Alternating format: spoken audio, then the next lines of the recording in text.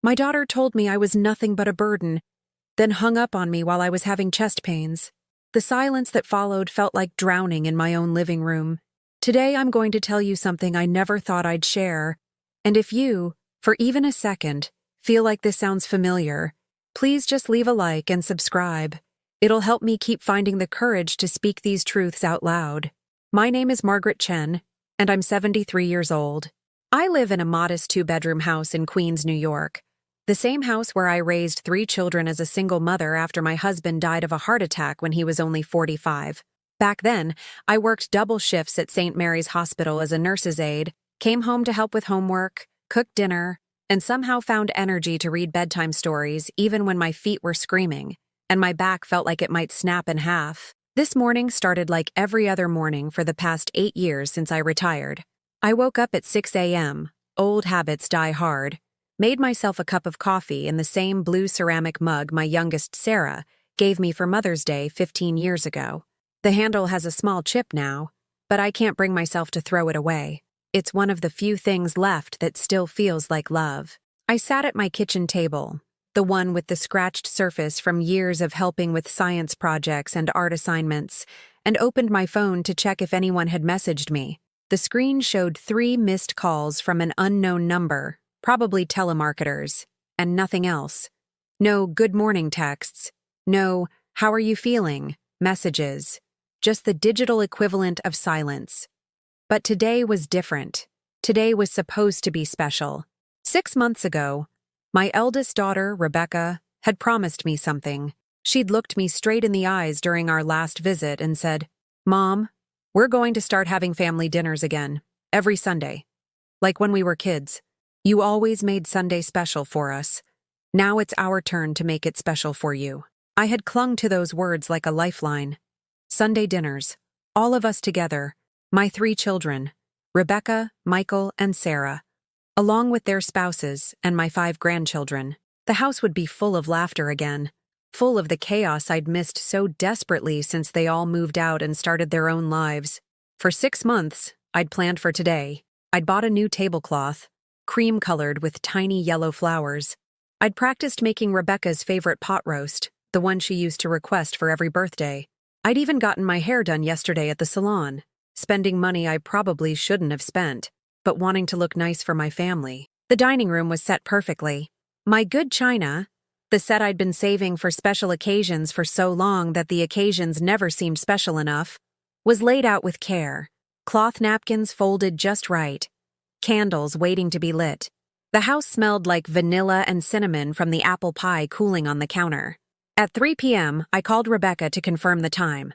We'd agreed on 4:30, early enough for the little ones, but late enough that everyone could make it after their weekend activities. The phone rang 4 times before she answered. "What is it, Mom?" Her voice was sharp, impatient, not the warm tone I'd hoped for. "I just wanted to confirm dinner time, sweetheart. Should I put the roast in now or—" "Oh my God, Mom. I completely forgot to call you. We can't make it today. Emma has a soccer tournament that went into overtime, and David's got some work thing, and honestly, we're all just exhausted." My heart sank, but I tried to keep my voice steady. "What about Michael and Sarah? Maybe they could still—" "I already texted them. Nobody can make it. We'll reschedule, okay?" Reschedule. The same word she'd used 3 weeks ago when she canceled the last family dinner. And the one before that. "Rebecca, I've been cooking all day. I bought groceries, I cleaned the house, Mom, please don't make this into a big deal. Things come up. That's life." That's when the chest pain started. Sharp, like someone was squeezing my heart with a fist. I pressed my free hand against my chest, trying to catch my breath. "Rebecca, I don't feel well. My chest is—" "Mom, you always do this. Every time something doesn't go your way, suddenly you're having some kind of medical emergency. It's manipulative, and I'm tired of it." The words hit me like physical blows. Manipulative. That's what my own daughter thought of me. "I'm not. This isn't—" I gasped, the pain getting worse. "I think I might need to—" The line went dead. She had hung up on me. I sat there in my perfectly prepared dining room, clutching my chest, staring at the phone screen that showed call ended. The pain in my chest was real. I'd had enough medical training to know the difference between anxiety and something serious. But even if it had been anxiety, even if it had been nothing at all, what kind of daughter hangs up on her 73-year-old mother who says she's in pain? The candles remained unlit. The pot roast grew cold in the oven. The apple pie sat untouched on the counter, filling the house with the smell of a celebration that would never happen. I looked around at my empty house, at the photos covering every surface, chronicling decades of birthdays, graduations, holidays, pictures of me holding babies, pushing swings, cheering at school plays. In every photo, I was smiling, giving, present, always present. But where were they now? The chest pain subsided after about 20 minutes, leaving me hollow and scared. Not just scared of what the pain might have meant, but scared of something deeper. Scared that I'd spent 73 years loving people who saw my love as a burden. Scared that all those years of sacrifice, working extra shifts to pay for school clothes, skipping meals so they could have seconds, staying up all night when they were sick, had somehow made me worthless in their eyes. I walked to my bedroom and opened the top drawer of my dresser. Inside was a manila folder labeled Important Papers, but what it really contained was the evidence of a lifetime spent giving. Bank statements showing transfers to Rebecca's account when she was struggling with her mortgage.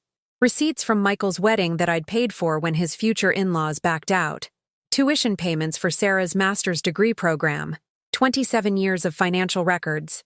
Over $150,000 given freely, gladly, never asking for anything in return except maybe a phone call now and then, maybe a visit, maybe just the acknowledgement that I still existed. I closed the folder and walked back to the kitchen, where my untouched coffee had grown cold. Through the window, I could see the neighbors across the street, the Johnsons, setting up for their own family barbecue. 3 generations laughing together in their backyard. The children running around while the adults chatted and cooked. That used to be us. That used to be my life. But somehow, somewhere along the way, I'd become the problem instead of the solution, the burden instead of the blessing, the interruption instead of the invitation. As the sun began to set on another Sunday spent alone, I made myself a simple dinner from the leftovers of the feast no one came to eat. And for the first time in my 73 years, I began to wonder if love was supposed to hurt this much, or if maybe, just maybe, what I'd been calling love was actually something else entirely. The next morning, I woke up with the taste of disappointment still bitter in my mouth. My chest felt tender where the pain had been, but the real ache was deeper, in places that medical training couldn't heal. I found myself standing in front of my bedroom closet, staring at a dress I'd bought but never worn, navy blue with small white flowers. I'd purchased it 3 years ago for Rebecca's promotion celebration dinner, the one she uninvited me from 2 hours before, saying David's colleagues wouldn't relate to having someone's mother there.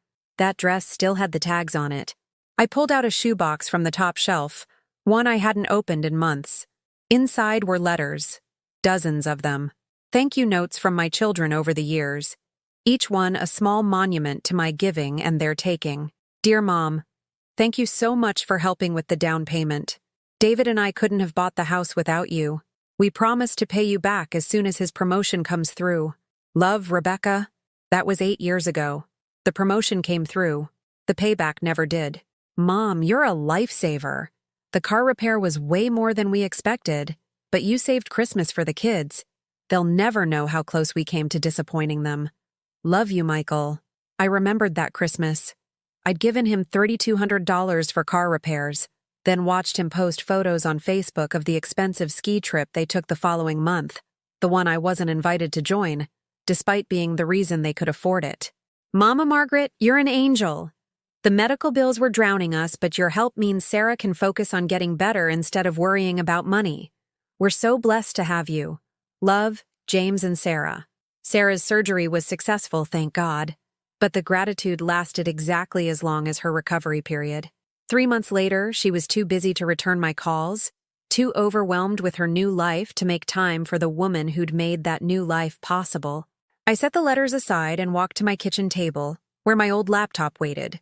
I opened my online banking app, the one Rebecca had taught me to use, so you can keep track of your money better, Mom.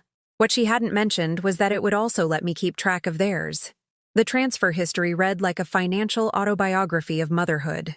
January 15th, $1,500 to Rebecca for Emma's orthodontist. February 3rd, $800 to Michael for Jack's baseball equipment and tournament fees. March 22nd, $2,200 to Sarah for car insurance and registration after her accident. April through December looked exactly the same. A steady stream of money flowing from my retirement account to their needs, their wants, their emergencies that somehow always became my responsibilities. But the transfers only told half the story. I opened my photo gallery and scrolled back through years of pictures, or rather, through years of absences. Christmas morning 2019, 3 empty chairs at my dining table because everyone was too busy with their own family traditions. Mother's Day 2020, a grocery store bouquet left on my doorstep with a note saying, "Sorry we couldn't make it, emergency at work." My 70th birthday, a restaurant reservation for one because the family dinner got postponed, then forgotten entirely. In every photo, I was alone, but my bank statements proved I was never alone in their thoughts when they needed something. The memories came flooding back like water through a broken dam. I remembered the night Rebecca called crying because Emma needed surgery for a broken arm. "Mom, our insurance has such a high deductible, and David's job is already so stressful." I didn't know who else to call. I'd driven to the hospital at 11 p.m. with my checkbook, stayed in the waiting room for 6 hours, then watched them leave without even asking if I was okay to drive home alone. I remembered Michael's wedding planning, how excited I'd been to help my son create his perfect day. "Mom, Lisa's parents backed out of paying for the reception. They're having financial problems. Could you possibly—" I'd emptied my savings account to give them the wedding they dreamed of. In the photos, I was seated at a table in the back, next to Lisa's great-aunt with dementia and a distant cousin no one knew. The family table was full of Lisa's siblings and their spouses. No room for the woman who'd made the celebration possible. I remembered Sarah's phone call when she was laid off from her job. "Mom, I'm so scared. What if we lose the house? What if we can't provide for the kids?" I'd set up automatic monthly transfers to cover their mortgage for 8 months, never missing a payment. When she got a new job, one that paid more than her previous position, the thank you call lasted 3 minutes. The automatic transfers continued for 2 more years because I didn't want to seem petty by asking her to resume her own responsibilities. But perhaps the most painful memory was from last Christmas. I'd spent weeks preparing gifts for everyone. Handmade photo albums for each family, filled with pictures I'd carefully chosen and arranged. Hours of work, memories lovingly preserved, stories written in my own handwriting to accompany each photo. When I arrived at Michael's house for Christmas morning, I found my gifts still in their wrapping paper under a side table, unopened, while everyone played with expensive electronics and gadgets. Purchased, I later learned, with money I'd given them for emergency expenses. "Oh, Mom, we were saving your gifts for later," Lisa had said with a dismissive wave. "We wanted to get through the kids' presents first." Later never came. When I left that evening, my gifts were still sitting exactly where I'd placed them that morning. That night, I found one of my albums in their garbage can outside. Water damage had ruined some of the photos, and the handwritten stories were smeared beyond reading. 40 years of family memories, thrown away like junk mail. I'd driven home in silence, promising myself I'd never mention it. What would be the point? They'd either deny it happened or explain why it was somehow my fault for having unrealistic expectations. The pattern was always the same. They needed something. I provided it. They promised gratitude, connection, inclusion. I received none of those things, but somehow convinced myself that love wasn't about what you got back. It was about what you were willing to give. But sitting at my kitchen table, looking at years of financial records and unanswered generosity, I began to wonder if I'd confused love with enabling, if I'd mistaken being useful for being valued. My phone buzzed. A text from Michael. "Hey, Mom. Hope you're feeling better today. Emma has a school fundraiser coming up and they're asking families to contribute. Could you help us out? It's for a good cause, and it would mean so much to her to see our family supporting her school." I stared at the message. Not, how are you feeling after yesterday? Not, I'm sorry Rebecca was harsh with you. Not even, I heard you weren't feeling well. Are you okay? Just another request. Another need. Another opportunity for me to prove my worth through my wallet. I started typing a response 3 different times and deleted each one. What was there to say? Of course, sweetheart, how much do you need? That's what the old Margaret would have said. The Margaret who believed that giving enough would eventually earn love. The Margaret who thought that if she just contributed enough, sacrificed enough, provided enough, someday she'd be appreciated enough. But yesterday had shown me something I'd been too afraid to see. The love I'd been buying wasn't love at all. It was a transaction. And in every transaction, I was the one paying while they were the ones receiving. Always. I closed the laptop without responding to Michael's text. The silence felt strange, unfamiliar. For 30 years, I'd trained my children to expect immediate responses to their requests. Money transferred within hours. Problems solved before they had time to become real problems. Needs met before they even had to voice them completely. What would happen if I stopped? What would happen if Margaret Chen, reliable, generous, always available Margaret, became unavailable for the first time in decades? The thought terrified me almost as much as it intrigued me. I walked to my living room window and looked out at the street where I'd lived for over 40 years. Mrs. Patterson from next door was getting her mail, moving slowly but independently at 89 years old. She lived alone, managed her own affairs, and seemed content with her quiet life. Her children visited regularly, not because they needed anything, but because they genuinely enjoyed her company. What was the difference between us? Why did her children visit while mine only called when they needed something? The answer was uncomfortable but undeniable. Mrs. Patterson had raised her children to be independent. I had raised mine to be dependent. On me, on my money, on my willingness to solve their problems instead of letting them learn to solve their own. I had taught them that love looked like me giving and them taking, and they had learned the lesson perfectly. The question was, after 30 years of teaching them this dynamic, was it too late to change it? And more importantly, did I have the strength to find out? 3 days passed without me responding to Michael's text about Emma's fundraiser. 3 days of checking my phone every hour, expecting angry follow-ups or concerned calls asking why I wasn't answering. But nothing came. The silence was deafening in what it revealed. They only noticed me when I wasn't giving them what they wanted. On Wednesday morning, I decided to do something I hadn't done in years. I went shopping for myself. Not groceries for family dinners that wouldn't happen, not gifts for grandchildren who wouldn't thank me, but something purely for me, a small act of rebellion that felt both terrifying and liberating. At Macy's, I found a beautiful lavender cardigan, soft as a cloud and exactly my size. The price tag made me hesitate. $89 for a sweater when I'd just transferred $2,200 to Sarah last month without blinking. But I bought it anyway, along with a matching scarf that made me feel elegant in a way I'd forgotten was possible. The saleswoman, probably in her 50s with kind eyes, smiled as she rang up my purchase. "This color is perfect on you," she said. "Special occasion?" "Yes," I heard myself say. "I'm learning to celebrate myself." Her smile widened. "Good for you, honey. We all need to do more of that." Driving home, I felt something I hadn't experienced in months. Lightness. The simple act of buying something beautiful for myself, without guilt or justification, felt like breathing after holding my breath for decades. That evening, my phone rang. Rebecca.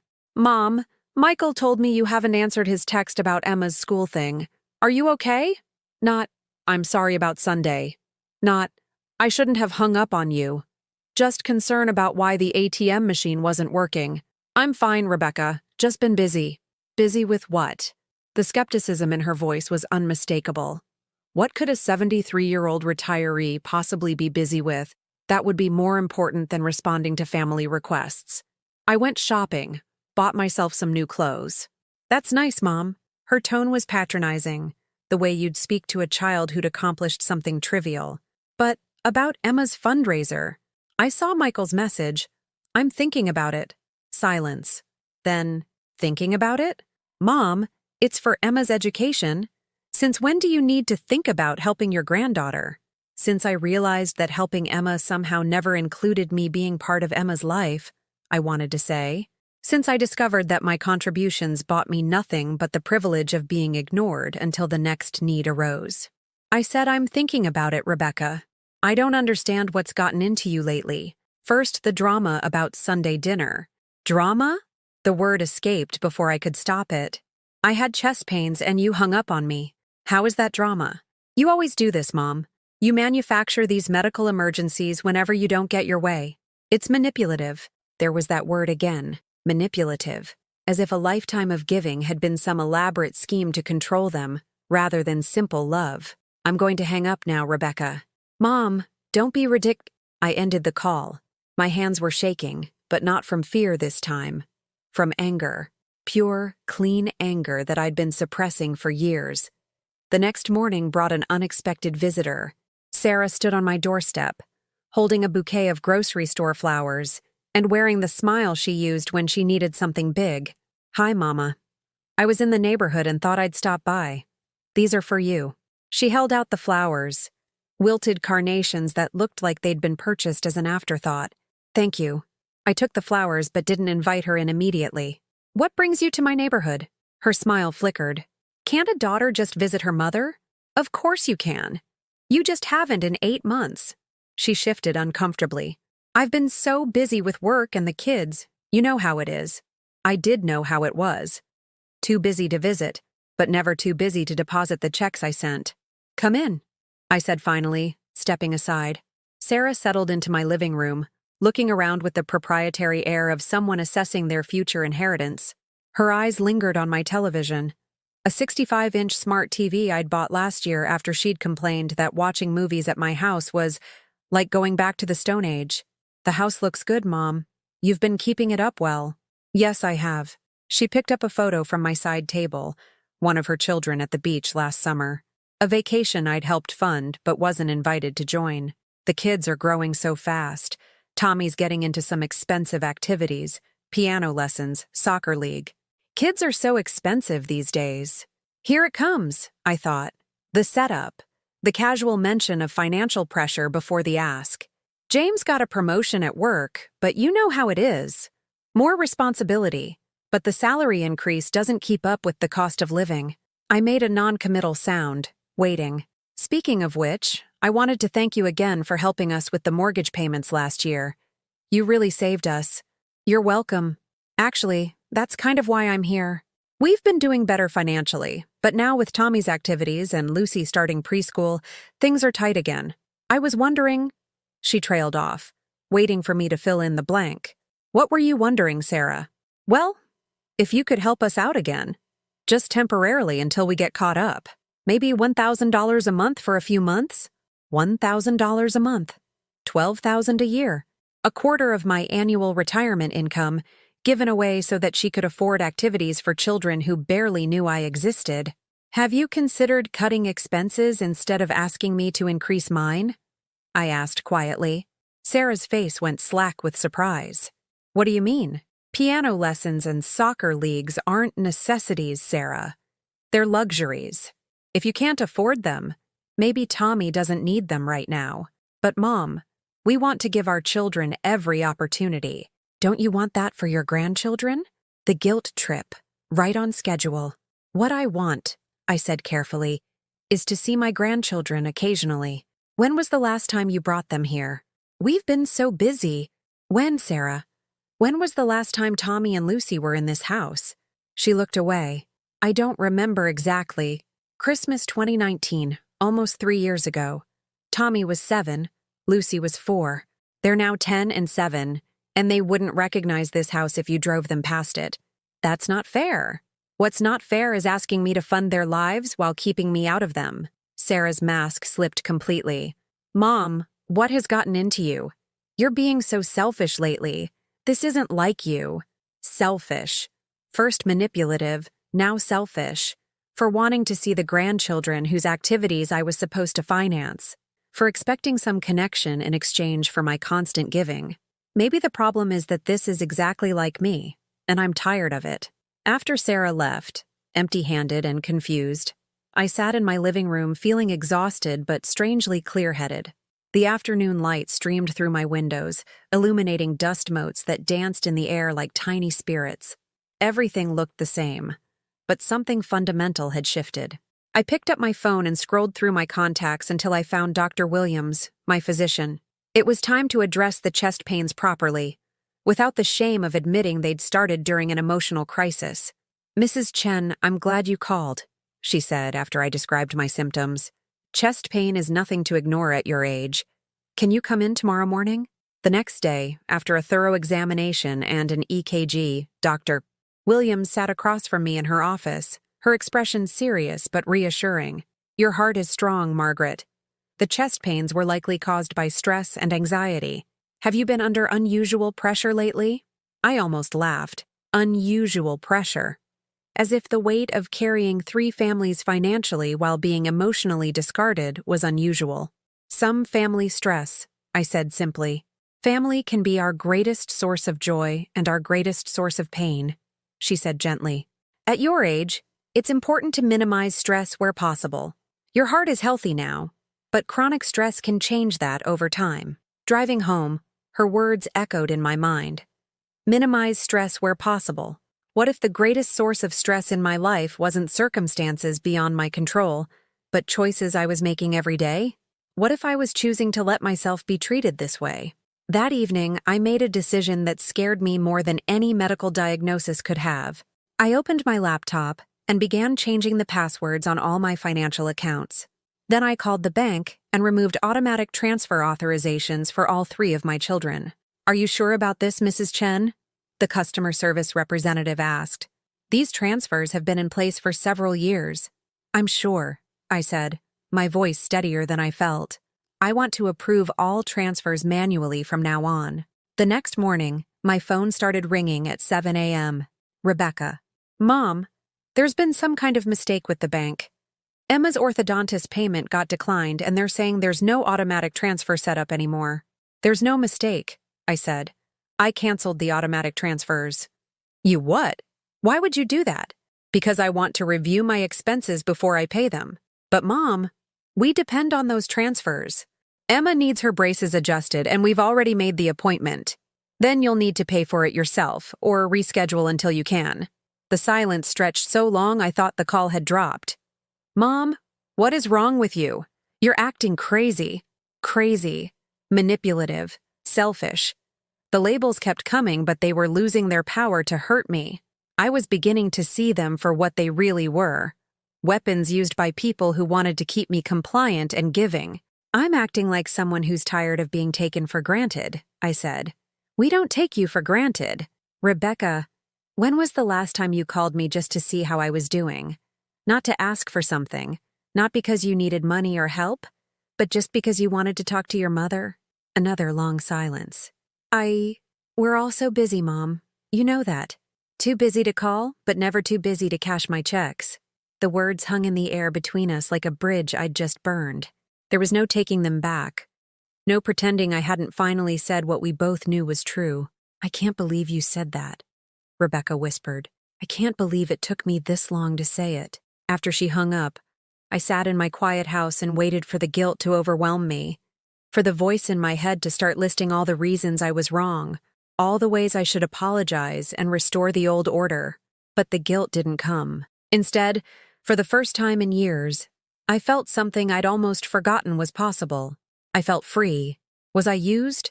The question that had been haunting me finally had an answer. Yes, but I had allowed it, and now I was choosing to stop.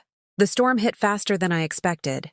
By noon, my phone had 17 missed calls. 17, in 4 hours. The desperation was almost palpable through the device's small screen. Michael had called 6 times, Sarah 5 times, Rebecca 6 times. Even spouses were getting involved, David twice, and one from James. The family network was mobilizing like I'd declared war instead of simply reclaimed my checkbook. I let them all go to voicemail. The first message was from Michael, his voice tight with barely controlled panic. "Mom, call me back immediately. There's been some kind of error with the bank.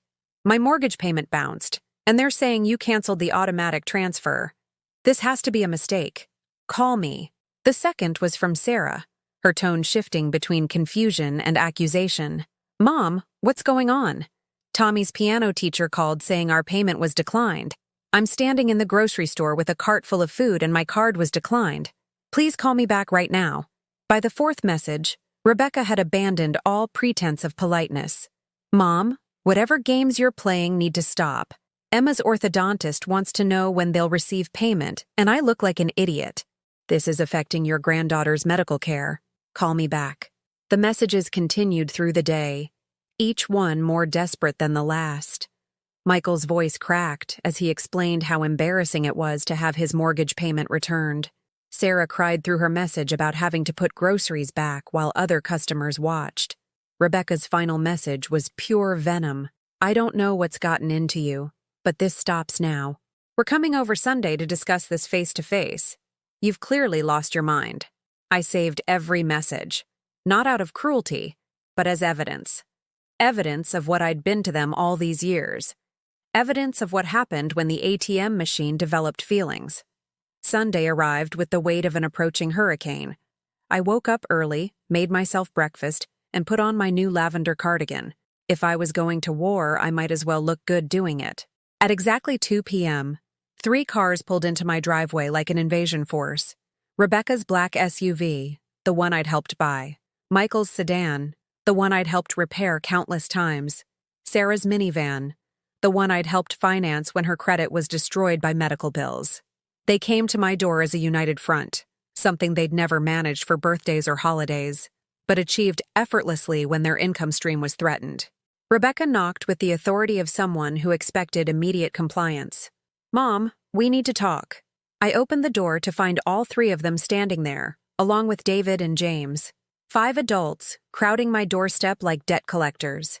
Come in, I said calmly. They filed into my living room with the grim determination of an intervention. Rebecca positioned herself in the center, flanked by her siblings like a general with her lieutenants.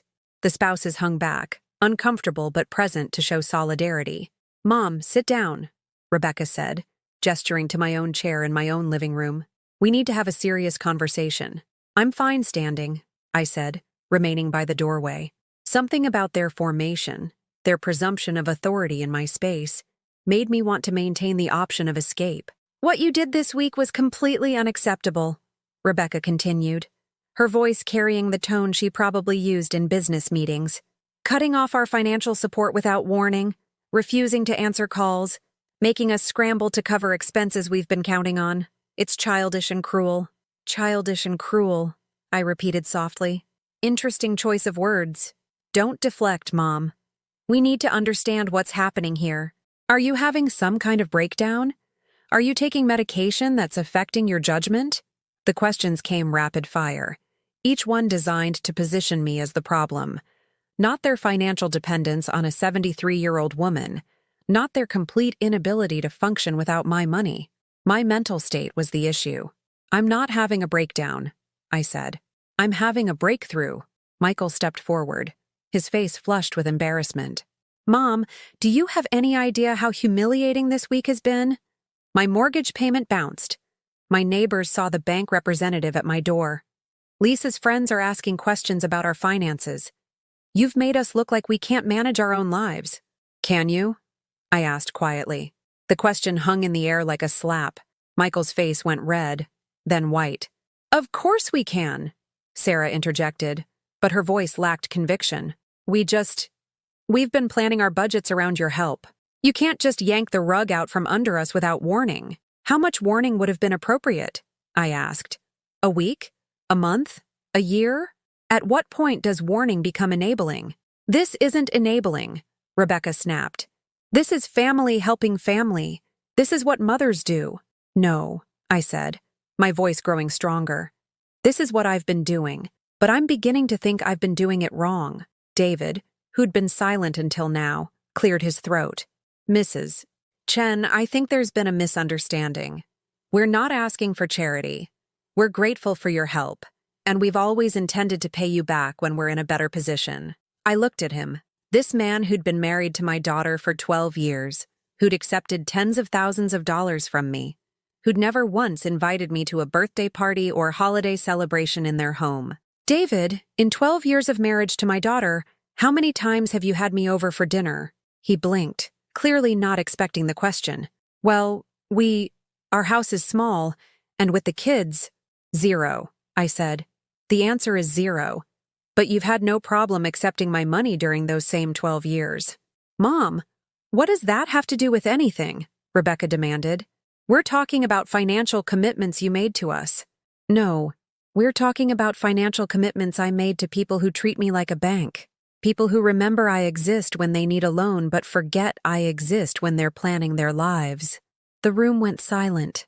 I could hear the grandfather clock in the hallway ticking, marking seconds that felt like hours. That's not fair, Sarah said finally, her voice small. Isn't it? When was the last time any of you called me just to talk? When was the last time you invited me to anything that wasn't canceled at the last minute? When was the last time you included me in your lives instead of just your expenses? We're busy, Michael said weakly. We have jobs, kids, responsibilities. So did I interrupted. I worked 2 jobs while raising 3 children alone. I was busy too. But I still made time for you. I still made you the center of my world. And I still managed to save money for emergencies, money that I've been giving to you for your emergencies while creating my own. You have more than enough money, Rebecca said, her tone defensive. You don't have kids to support anymore. You don't have a mortgage. What do you need all that money for? The question revealed everything. In her mind, my money wasn't really mine. It was theirs, being temporarily held by me until they needed it. My retirement, my security, my peace of mind were less important than their immediate wants. What do I need it for? I repeated slowly. What does any 73-year-old woman need money for?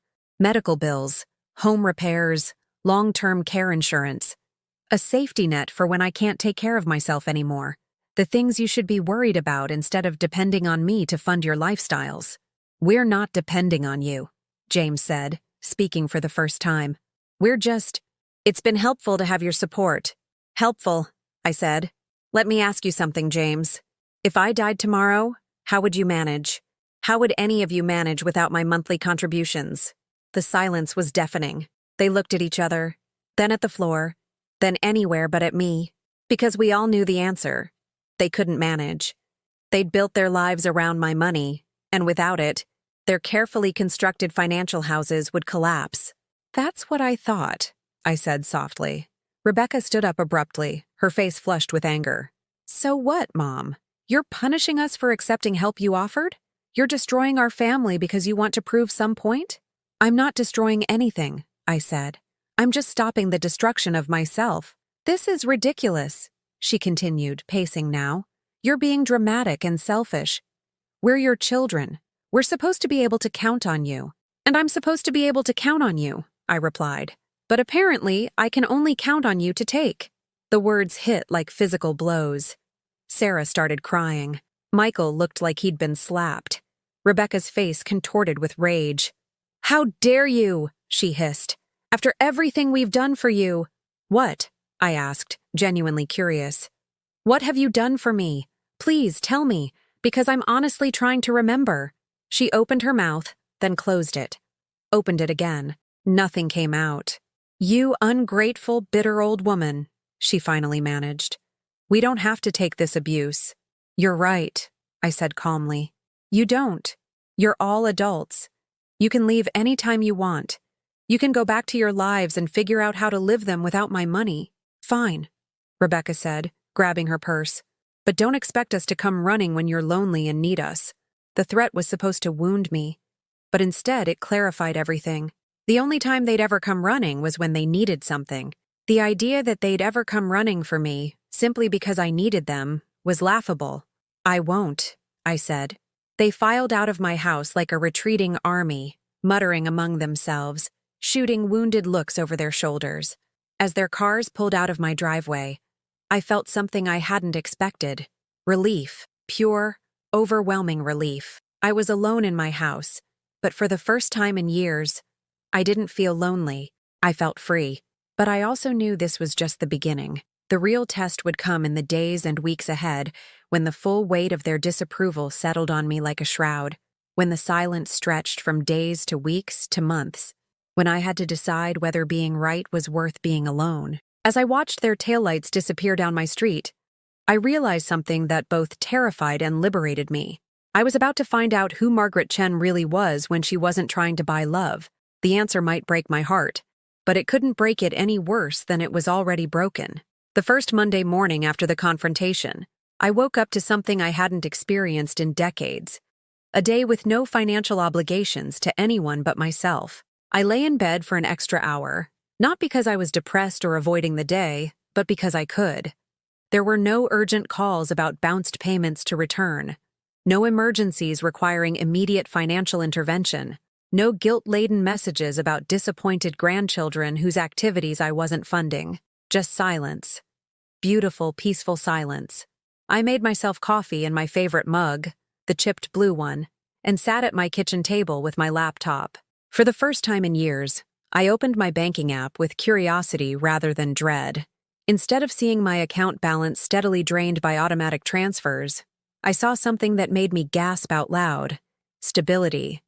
My checking account had more money in it than I'd seen in months. My savings account wasn't being depleted to cover other people's emergencies. The numbers on the screen represented something I'd almost forgotten was possible. Financial security. I calculated quickly in my head. Without the monthly transfers to my children, $2,800 to Rebecca, $1,500 to Michael, $1,000 to Sarah, I was saving $5,300 every month, over $63,000 a year. Money that could go toward my own future, my own needs, my own dreams. Dreams. When was the last time I'd allowed myself to have those? I opened a new browser tab and did something I hadn't done in 20 years. I looked up travel websites. Not to research destinations for family vacations I'd pay for but wouldn't be invited to join, but for myself. Solo travel for seniors. River cruises through Europe. Guided tours of national parks. Art classes in Tuscany. The images on the screen showed women my age laughing, exploring, living. Their faces held an expression I recognized from my old mirrors but hadn't seen in years. Joy. Pure, uncomplicated joy that came from experiencing life rather than funding other people's experiences. I clicked on a 2-week photography tour of Ireland. The price made me pause. Not because I couldn't afford it, but because I could. For the first time in decades, I could make a decision about my money based on what I wanted, rather than what someone else needed. The realization hit me like a wave. I had been wealthy all along. Not rich, but financially comfortable. The constant stress about money, the careful budgeting, the anxiety about covering everyone else's expenses, all of that had been self-imposed. I had made myself poor by trying to make everyone else rich. I bookmarked the Ireland tour and kept browsing. Watercolor classes at the local community center. A subscription to National Geographic. A gym membership designed specifically for seniors. Small things, but they represented something revolutionary. The permission to spend money on myself. That afternoon, I did something I hadn't done since my husband died 30 years ago. I went to a movie alone. Not because I had to, but because I wanted to.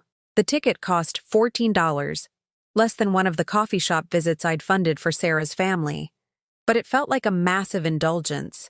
The movie was a romantic comedy starring Helen Mirren, about a woman who discovers late in life that she doesn't need anyone's permission to be happy. I sat in the dark theater, eating overpriced popcorn that I didn't have to share, and laughed until my sides hurt. When was the last time I'd laughed like that? When was the last time I'd done anything purely for my own entertainment? Walking out of the theater, I felt lighter than I had in years. Not because the movie was particularly profound, but because I had chosen to see it. No one had asked me to babysit instead. No one had needed emergency money that prevented me from going. No one had made me feel guilty for spending money on myself. I was standing in the parking lot fishing for my car keys when my phone rang. My heart jumped. Old habits. But I was surprised to see an unfamiliar number. "Is this Margaret Chen?" The voice was warm, female, with a slight accent I couldn't place. "Yes, this is Margaret. My name is Elena Santos." I run the Volunteer Coordinator program at Queens General Hospital. Your name came up in our database as a former healthcare worker, and we're looking for volunteers to help with our elderly patient support program. Would you be interested in hearing more? I hadn't worked at Queens General. That was St. Mary's decades ago. But somehow my name had found its way into their system, and for the first time in weeks, someone was calling me because they thought I might have something valuable to offer. Yes, I'd be interested in hearing more. Wonderful. We especially need people with healthcare experience to sit with patients who don't have family visitors. Just companionship, really. Someone to listen, maybe help them with letters or phone calls. The patients always seem to brighten up when they have someone who understands what they're going through. Patients who don't have family visitors. The irony wasn't lost on me. I'd like to learn more about that, I said. We arranged to meet the following Tuesday. After I hung up, I stood in the parking lot for several minutes, processing what had just happened. Someone had called me because they thought I might be helpful, not because they needed my money. Someone had sought me out for my experience, my compassion, my presence, not my checkbook. The following week, I met Elena at the hospital. She was probably in her 50s, with graying dark hair and the kind of eyes that suggested she'd seen both the best and worst of human nature, and had chosen to focus on the best. We have about 40 patients at any given time who receive no regular visitors, she explained as we walked through the hospital corridors. Some have outlived their families. Others have family who live far away or are estranged. Some just don't have anyone who cares enough to come. We stopped outside a room where I could see an elderly man sitting by the window, staring out at the parking lot with the vacant expression of someone who'd given up hope of seeing a familiar face. "That's Mr. Rodriguez," Elena said softly. "He's been here 3 weeks. His daughter lives in California and can't travel. His son hasn't visited in 2 years, even before the hospitalization. He's not critically ill, just needs extended care for a fall, but he's dying of loneliness." Looking at Mr. Rodriguez, I saw myself, not as I was now, but as I could have been. Alone in a hospital bed, waiting for visitors who would never come, dependent on the kindness of strangers because the people who were supposed to care had other priorities.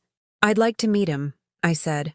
Elena introduced us, and I spent the next hour sitting with Mr. Rodriguez, listening to him talk about his life. He'd been a carpenter, had built houses throughout Queens for 40 years. He showed me photos of his work, his eyes lighting up as he described the craftsmanship that had gone into each project. "My hands used to be so steady," he said, holding up fingers gnarled with arthritis. "I could measure twice and cut once, never waste a piece of wood. Now I can barely hold a coffee cup without shaking. But look what those hands created," I said, pointing to the photos. "Those houses are still standing. Families are still living in homes you built. Your work outlasted the strength in your hands." He smiled, the first genuine smile I'd seen from him since I arrived. When I left that day, I had signed up to volunteer 3 mornings a week. For the first time in years, I had somewhere to go where people were genuinely happy to see me, not because of what I could give them financially, but because of what I could offer as a human being. That evening, I made myself dinner. A real dinner, not the quick meals I'd been surviving on for months. Salmon with lemon, roasted vegetables, a glass of wine. I set my table with my good dishes, lit a candle, and dined like I was worth the effort, because I was beginning to realize that I was. My phone buzzed during dinner. A text from Sarah. "Mom, I hope you're happy. Tommy had to quit piano lessons because we can't afford them anymore. You're breaking your grandson's heart." 6 weeks ago, that message would have sent me rushing to my computer to transfer money immediately. The guilt would have been overwhelming. Tommy's disappointment would have felt like my personal failure. But tonight, I read the message and felt nothing. Not satisfaction at their struggle, but simply nothing. Tommy's piano lessons were his parents' responsibility, not mine. Their inability to budget for their children's activities was their problem to solve, not mine to fund. I deleted the message without responding and returned to my dinner. Later that evening, I did something I hadn't done in years. I called an old friend. Dorothy Williams had been my closest friend when our children were young, but we'd drifted apart as life got complicated. and my availability became contingent on my family's needs. Margaret? Dorothy's voice was surprised, but pleased. I was just thinking about you the other day. How have you been? Different, I said honestly. Very different lately. We talked for 2 hours. About her recent trip to see her grandchildren in Arizona. Grandchildren who called her every week and fought over who got to spend the most time with her. About the book club she'd joined, the pottery classes she was taking, the volunteer work she did at the animal shelter. You sound lighter, she said eventually. Like something heavy has been lifted off your shoulders. It has, I said. I just stopped carrying other people's weight. She didn't ask for details, but I could hear the understanding in her voice. Dorothy had raised 4 children too. She knew what it meant to give until there was nothing left to give, and then find ways to give more. Would you like to have lunch this week? She asked. There's a new place in Flushing I've been wanting to try. I'd love that, I said, and meant it. After we hung up, I sat in my living room, really looked at it for the first time in months. The furniture I'd chosen, the art I'd collected, the books I'd accumulated over decades of living. It was a lovely room, comfortable and welcoming, filled with the evidence of a life well lived. But it had been so long since anyone had appreciated it. So long since I'd appreciated it myself. I walked to my bedroom and opened the closet where my good clothes hung unworn, waiting for special occasions that never came. I pulled out a dress I'd bought for Rebecca's college graduation 15 years ago. Navy blue with small white buttons, still beautiful, still perfectly fitted. Tomorrow I decided I would wear it to lunch with Dorothy, not because the occasion was special, but because I was special. Because I deserved to wear beautiful clothes and eat good food and spend time with people who enjoyed my company rather than my contributions. That night, I slept better than I had in months. No anxiety about covering someone else's bills. No guilt about disappointing family members who only valued me for my checkbook. No worry about whether I was doing enough, giving enough, sacrificing enough. Just peace. Deep, restful peace that came from finally putting down a burden I'd been carrying for far too long. For the first time in decades, I was living for Margaret Chen, and Margaret Chen, it turned out, was pretty good company. 3 months into my new life, I received a letter that changed everything. Not an email or a text. A formal letter, delivered by certified mail, requiring my signature. The return address made my stomach clench. Brennan and Associates, attorneys at law. Inside was a legal document that took my breath away. My own children, Rebecca, Michael, and Sarah, were threatening to sue me for elder financial abuse and breach of implied contract regarding the financial support I had provided over the years. The letter claimed I was suffering from diminished mental capacity, that my recent decisions were evidence of cognitive decline, and that I needed a court-appointed guardian to manage my affairs. They were asking a judge to force me to resume the financial support I had promised them and to undergo a psychiatric evaluation to determine my competency. I read the document 3 times before the words fully sank in. My children, the people I had raised, loved, and supported unconditionally, were trying to legally force me to continue giving them money. They were claiming I was mentally incompetent because I had chosen to stop funding their lifestyles. The cruelest part was a section that detailed my erratic behavior, purchasing unnecessary items for myself, my new clothes, engaging in risky activities, going to movies alone, and demonstrating antisocial tendencies, volunteering at the hospital instead of spending time with family. Everything that had brought me joy and purpose in recent months was being twisted into evidence of my supposed mental decline. I called Dorothy immediately, my hands shaking as I dialed. "They're trying to have me declared incompetent," I said when she answered. "My own children are taking me to court." "What? Margaret, that's unthinkable. Are you sure?" I read her the letter, my voice breaking as I recited the accusations. When I finished, there was a long silence on the other end. "Dorothy, are you there?" "I'm here," she said, her voice tight with anger. "And I'm thinking about how much I'd like to give those children of yours a piece of my mind." "This is outrageous, Margaret. Absolutely outrageous." "What if they're right?" I whispered. "What if I am losing my mind? What if choosing myself over them is just selfishness disguised as self-care?" "Margaret Chen, listen to me very carefully," Dorothy said, her voice firm. "I have known you for 35 years. I have watched you sacrifice everything for those children. I have seen you give until it hurt, and then give more. The woman who finally said enough isn't crazy. She's sane for the first time in decades. That afternoon, I called the number at the bottom of the legal letter. A receptionist connected me to Mr. Brennan himself, who explained the situation in clinical terms that made my heartbreak sound like a business transaction. Mrs. Chen, your children are concerned about your recent behavioral changes. They feel that removing their financial support was an impulsive decision that doesn't reflect your normal judgment. They're asking the court to intervene for your own protection. My own protection, I repeated slowly. From what? From making financial decisions that could leave you vulnerable in your old age. Your children believe you'll regret cutting off their support when you need their care in the future. The audacity was breathtaking. They were claiming to protect me from the consequences of not giving them money, suggesting that keeping my own retirement funds would somehow harm me later. Mr. Brennan, do you have children? I do, Mrs. Chen. Have they ever sued you for not giving them money? There was a pause. That's different, Mrs. Chen. Is it? Help me understand how it's different. Another pause, longer this time. Perhaps we should schedule a meeting to discuss this properly. No, I said, surprised by the firmness in my own voice. I think we should let the court decide whether a 73-year-old woman has the right to choose how she spends her own money. 2 weeks later, I sat in a courtroom that felt like a theater of the absurd. My 3 children sat at the plaintiff's table with their attorney, occasionally glancing at me with expressions that ranged from wounded to righteous. I sat alone at the defendant's table with my own attorney, a sharp-eyed woman named Patricia Reeves, who specialized in elder law. Mrs. Chen, she had told me during our consultation, I've seen this before. Adult children who've become dependent on their parents' money sometimes resort to desperate measures when that money stops flowing. The good news is that the law is on your side. The bad news is that this is going to hurt. She was right. It hurt more than I could have imagined. Rebecca took the stand first, dressed in her most professional suit, speaking in the measured tone she used for business presentations.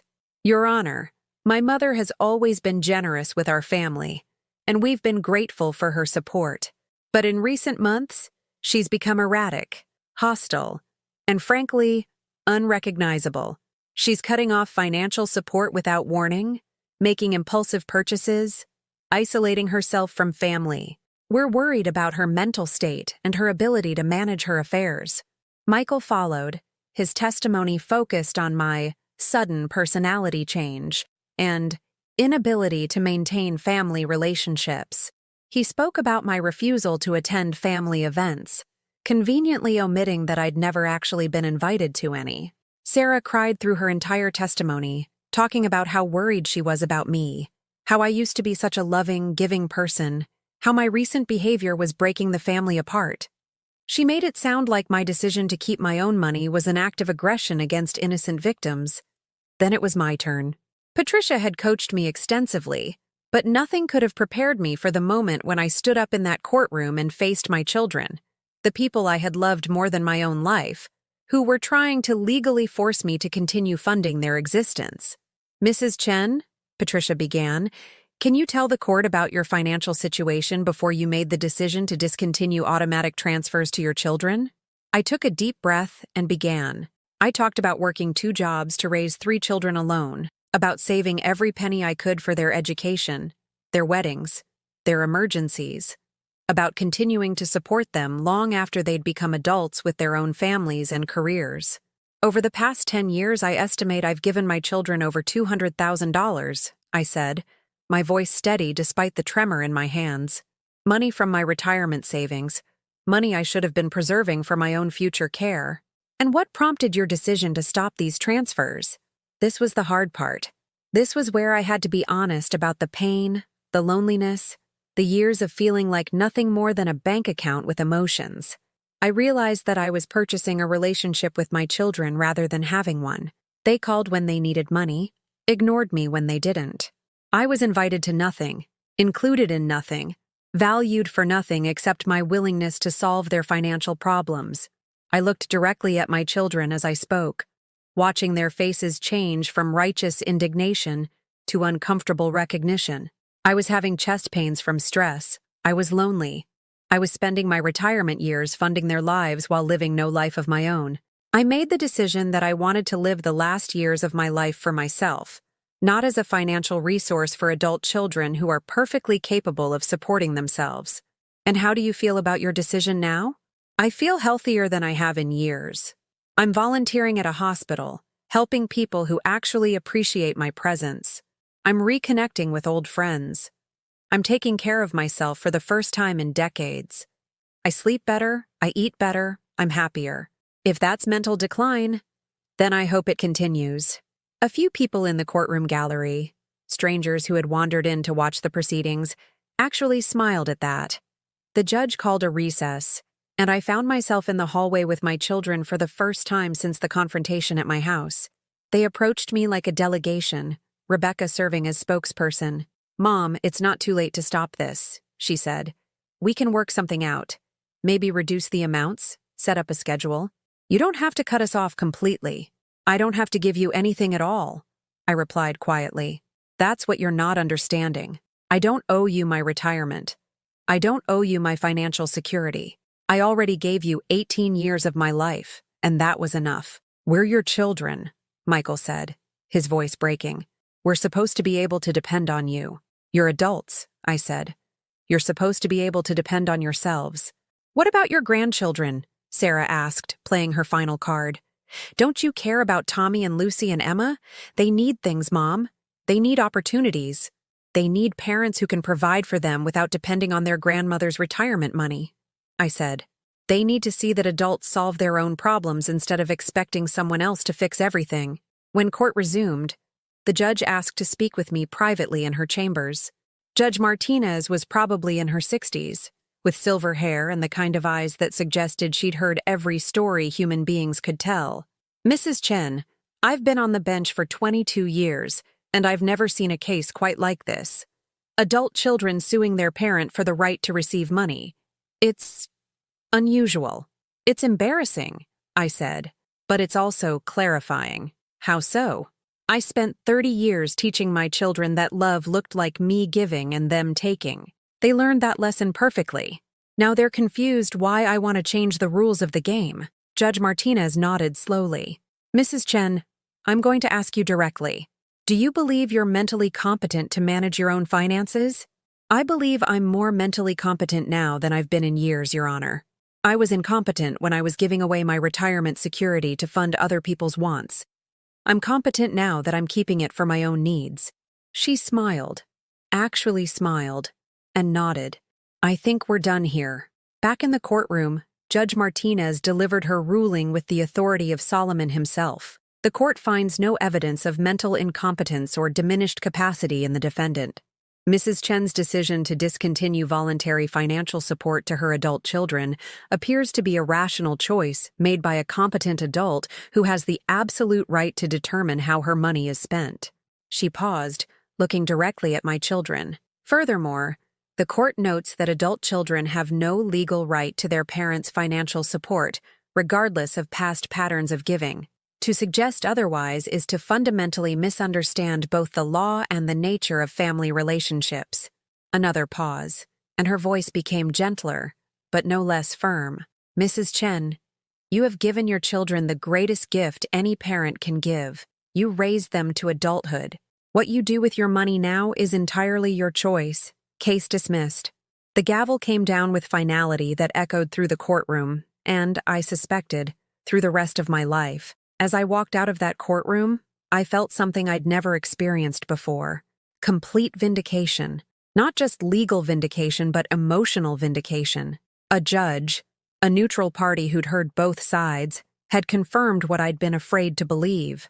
I had the right to live my own life. My children filed out separately, not looking at me, their faces a mixture of shame and lingering resentment. They had gambled everything on their ability to force me back into compliance, and they had lost spectacularly. Outside the courthouse, Patricia shook my hand with genuine warmth. "Mrs. Chen, in 20 years of practicing elder law, I've never seen anyone handle a situation like this with more grace and dignity. You should be proud of yourself." I was proud. For the first time in my adult life, I was proud of putting myself first. As I drove home, I realized that the legal victory was just the symbol. The real victory had happened months ago, when I first decided that Margaret Chen was worth protecting. The court case had ended, but my new life was just beginning. 6 months after the court case, I stood in the departure lounge at JFK Airport, holding a boarding pass to Dublin. The Ireland photography tour I'd bookmarked so many months ago was no longer just a dream. It was happening. In 2 hours, I would be on a plane to a country I'd never seen, with a camera I'd never used, surrounded by strangers who knew nothing about my past except that I'd paid my own way to be there. The weight of that freedom was almost overwhelming. "First time to Ireland?" asked the woman sitting next to me at the gate. She was probably in her late 60s, with short silver hair and laugh lines that spoke of a life well lived. "First time anywhere, really," I admitted. "First time traveling alone. First time on a photography tour. First time doing anything just because I wanted to." She smiled knowingly. "Sounds like there's a story there." "There is," I said. "But it's not a sad story anymore." Her name was Ruth, and she'd been taking solo adventures since her husband died 5 years earlier. "Best decision I ever made," she told me as we boarded the plane. "Turns out I'm excellent company when I'm not trying to please everyone else." I understood exactly what she meant. The 2 weeks in Ireland were transformative in ways I hadn't expected. Not just because of the stunning landscapes or the warmth of the Irish people, but because of who I discovered myself to be when I wasn't defined by my relationships to other people. I wasn't Margaret the mother, Margaret the grandmother, Margaret the ATM machine with feelings. I was just Margaret, a woman with curiosity about light and shadow, someone who could spend an hour photographing the way morning mist clung to ancient stone walls, someone who laughed at pub stories told by strangers and felt no obligation to fix anyone's problems but her own. On the cliffs of Moher, with the Atlantic wind whipping through my hair and my new camera capturing the raw beauty of the Irish coast, I realized something profound. I had been living my entire adult life in black and white, focused only on duty and obligation. But the world was full of color, and I was finally learning to see it. Ruth and I became traveling companions, and she taught me things about photography that had nothing to do with camera settings. "The best pictures," she said, "capture not just what you see, but how you feel about what you see. The camera is just the tool. The real artist is the person behind it." I photographed everything: weathered faces of fishermen in coastal villages, children playing in Dublin parks, the intricate stonework of medieval churches. But my favorite photo from the entire trip was one Ruth took of me, standing on a hill overlooking the Ring of Kerry, my face turned toward the sun, my arms spread wide like I was embracing the whole world. I looked happy, not the forced happiness I'd worn for family photos, but genuine joy that radiated from somewhere deep inside. I looked like a woman who belonged in her own life. When I returned to Queens, my house felt different. Not smaller or shabbier, but like a space that belonged to me rather than existing as a backdrop for other people's needs. I hung my favorite photographs from Ireland throughout the house, replacing family photos that had become painful reminders of relationships that had never been as reciprocal as I'd believed. The silence of my phone, no daily calls asking for money or help, had initially felt like punishment. Now it felt like peace. The absence of crisis and drama allowed me to notice things I'd been too distracted to see: how beautiful my garden looked in morning light, how satisfying it was to cook a meal I actually wanted to eat, how good it felt to wake up without immediately worrying about someone else's problems. My volunteer work at the hospital had expanded. Elena had asked me to coordinate the entire visitor program, and I'd discovered I had skills I'd never known I possessed. Organizing volunteers, matching them with patients, training new people. It turned out that decades of managing my children's lives had given me expertise in project management that translated perfectly to meaningful work. "You have such a gift for this," Elena told me one afternoon as we reviewed the program statistics. "Patient satisfaction is up 40% since you took over coordination. The volunteers love working with you, and the medical staff says having consistent visitor support has actually improved patient outcomes." Recognition for work I loved, from people who valued my contributions. The contrast with my previous life was stark. One Tuesday morning, as I was preparing for another hospital shift, my doorbell rang. Through the peephole, I saw a young woman I didn't recognize, probably in her 20s, with dark hair and nervous energy. Mrs. Chen? I'm Jessica, Sarah's oldest. Your granddaughter. Jessica. Sarah's daughter from her first marriage, the one who'd lived with her father during the custody arrangement. I'd met her maybe 5 times in the past decade, always briefly, always in group settings where individual conversation was impossible. Jessica, I said, opening the door wider. What a surprise. Please come in. She followed me into my living room, her eyes taking in the changes I'd made. The Ireland photographs, the new furniture arrangement, the sense of a space designed for the person who lived in it rather than for hosting people who never visited. I'm sorry to just show up like this, she began, perching nervously on the edge of my sofa. I tried calling, but I didn't have your current number. Mom said a lot of things about what's been happening with the family. I waited, curious about which version of events Sarah had shared with her daughter. She told me about the court case, about how you stopped helping with money, about how everyone's angry with you. Jessica looked down at her hands, but she also told me something else, probably without meaning to. What was that?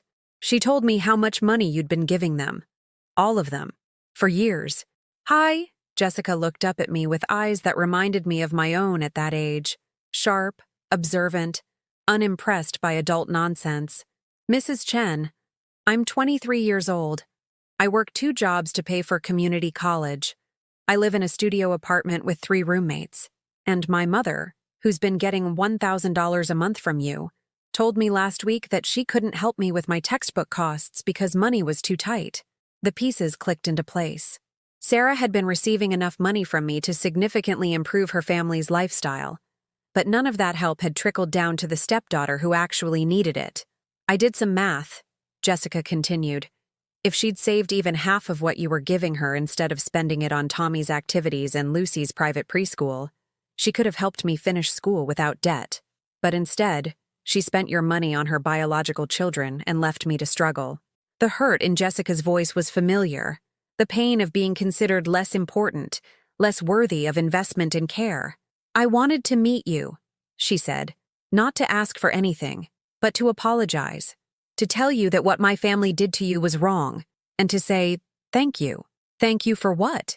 For showing me that it's okay to stop giving people what they want when they're not giving you what you need. She smiled, and it transformed her face. I've been supporting my mom emotionally for years, listening to her complain about her marriage, her finances, her problems with my half-siblings. I never realized that I was allowed to say no until I heard about what you did. We talked for 2 hours. Jessica told me about her job at a veterinary clinic, her studies in animal science, her dream of becoming a veterinarian. She was bright, ambitious, and refreshingly honest about her family's dysfunction. They're all talking about you like you've lost your mind, she said. But from where I'm sitting, it looks like you found it.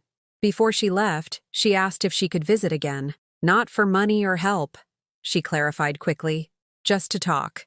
You're the only adult in my family who seems to have figured out how to set boundaries, and I'd like to learn from you. I'd like that very much, I said, and meant it. That evening, I made a decision that surprised even me. I called the community college where Jessica was studying and spoke to the financial aid office. Not to pay her tuition, that would just repeat the old patterns, but to ask about scholarship opportunities and work-study programs that might help her. I ended up funding a small scholarship, not directly to Jessica, but to the school's veterinary science program. Any student could apply based on merit and need. If Jessica earned it, it would be based on her own qualifications, not on family connections or emotional manipulation. A week later, Dorothy and I were having lunch at our new favorite restaurant, a small Vietnamese place in Flushing, where the owner had started recognizing us as regulars, when she asked the question I'd been expecting for months. Do you ever regret it? The decision to cut them off? I considered the question seriously, twirling noodles around my chopsticks while I thought. I regret that it took me so long, I said finally. I regret the years I spent believing that love meant emptying myself for other people. I regret teaching my children that they could treat me poorly as long as they needed something from me. But the decision itself? Never. The conviction in my voice surprised both of us. Dorothy, I sleep through the night now. I wake up excited about my day, instead of anxious about whose crisis I'll need to solve. I have money in the bank and plans for my future. I have work that matters and friendships that nourish me. I gestured around the restaurant, where other diners were chatting and laughing, living their lives without drama or desperate phone calls. This is what normal looks like, I said. This is what life looks like when you're not constantly managing other people's choices and consequences. I never knew how exhausting my old life was until I stopped living it. Dorothy nodded thoughtfully. My mother used to say that the most radical thing a woman can do is stop apologizing for taking up space in her own life. Your mother sounds like she was a wise woman. She was. She would have liked the new you, the new me. I was still getting used to that concept, but I was beginning to understand what it meant. The new me spoke up when something bothered me instead of suffering in silence. The new me made plans based on what I wanted to do rather than what other people needed me to do. The new me bought beautiful things for herself and wore them without guilt. The new me had learned the difference between being selfish and having a self. That night, as I looked through my Ireland photographs, I lingered on the picture Ruth had taken of me on that hillside. The woman in that photo looked free, not just free from obligation and guilt, but free to become whoever she was meant to be. At 73 years old, I was finally meeting Margaret Chen for the first time, and I liked her very much. 1 year later, I stood in my backyard on a crisp October morning, coffee in hand, watching the maple tree that had been dropping its leaves like golden confetti across my lawn. The tree had been here when I moved in 40 years ago, a young sapling that had grown alongside my family. Now it was mature, strong, its roots deep enough to weather any storm. I understood the feeling. My phone buzzed with a text from Jessica. Grandma Margaret, I got the scholarship. Full ride to veterinary school at Cornell. Thank you for believing in me enough to make me earn it myself. I smiled, remembering the day she'd called me Grandma Margaret for the first time. Not because she needed something, but because she'd realized we were family in the truest sense, connected by affection and respect rather than obligation and guilt. The scholarship program I'd established had grown beyond what I'd imagined. 3 students this year, all earning their way through merit and determination. Jessica was one of them, but she'd never know the program existed because of her. That was how it should be. My calendar for the day was full, but full in the way that made me energetic rather than exhausted. Morning shift at the hospital, lunch with Dorothy and her book club. They'd invited me to join after hearing about my Ireland photographs. Afternoon at the community center, teaching basic photography to seniors who wanted to document their own adventures. Evening phone call with Ruth, who was currently touring New Zealand, and sending me daily photos of landscapes that made my heart ache with wanderlust.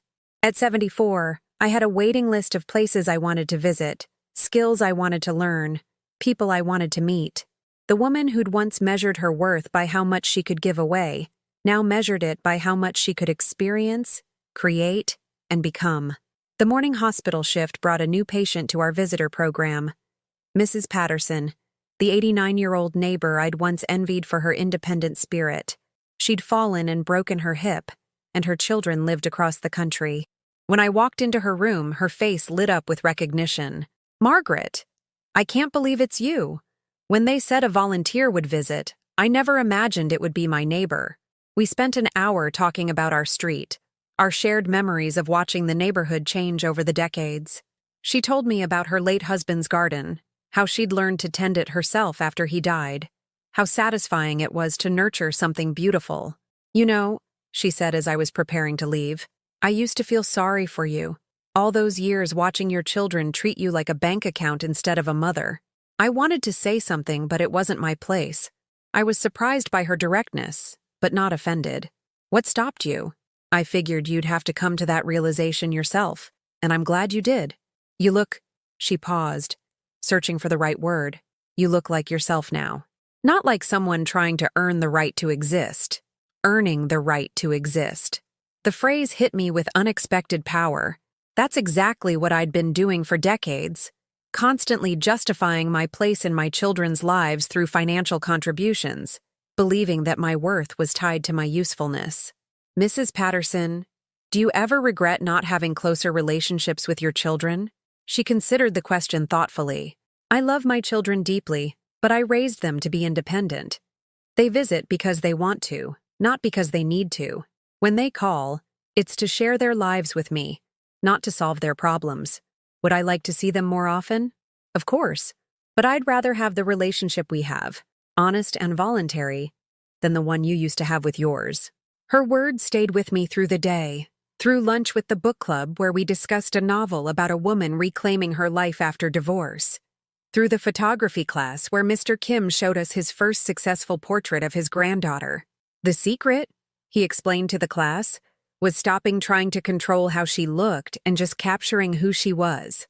Another metaphor that cut too close to home. How many years had I spent trying to control how my children appeared? Successful, happy, well provided for, instead of accepting who they actually were. How much of their dysfunction had I enabled by constantly rescuing them from the consequences of their choices?